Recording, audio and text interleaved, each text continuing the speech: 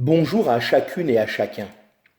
Permettez-moi, pour introduire cette nouvelle semaine de partage, de vous proposer le témoignage de Rosa Warmer.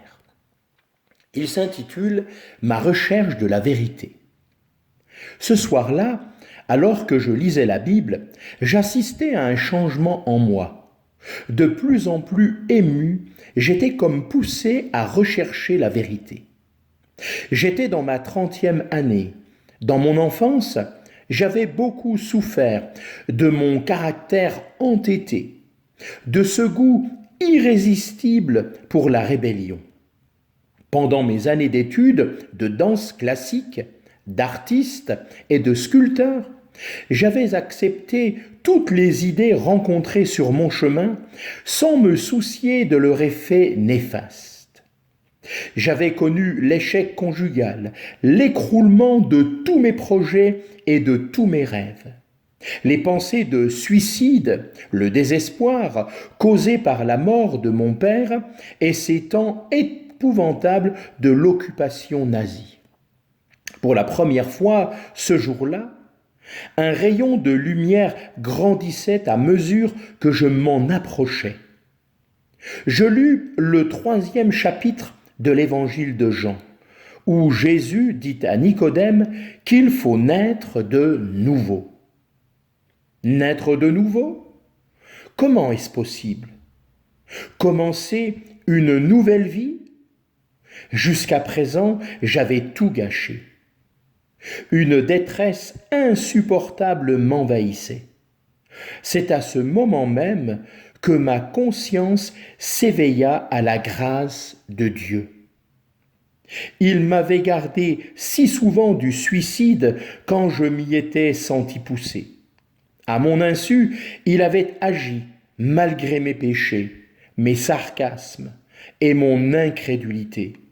Je ne me souviens pas comment je m'agenouillais dans ma petite chambre, mais je sais combien j'ai prié pour la première fois de ma vie. Mon immense orgueil s'était tu.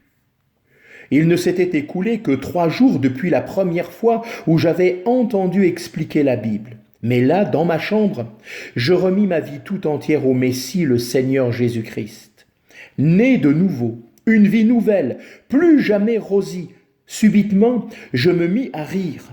Ce n'était peut-être pas très respectueux, mais il me fallait rire de joie et de soulagement.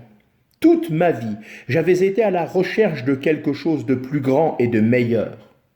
Je comprenais maintenant que j'avais cherché Jésus, et je n'avais personne avec qui partager ma joie et mes rires. Je repris ma Bible et commençai à relire le livre d'Ésaïe. Chaque mot semblait écrit pour moi. J'arrivais au chapitre 38. Voici, au lieu de la paix, j'avais amertume sur amertume. Mais toi, tu as aimé mon âme, la retirant de la fosse de destruction, car tu as jeté tous mes péchés derrière ton dos. Une grande lumière me remplit. C'est comme si mon âme jubilait, dansait, comme je le faisais autrefois avec mon corps. Mon visage dans le miroir reflétait ce ravissement. Après tant d'années d'angoisse, de lutte, d'aspiration, j'avais trouvé la paix.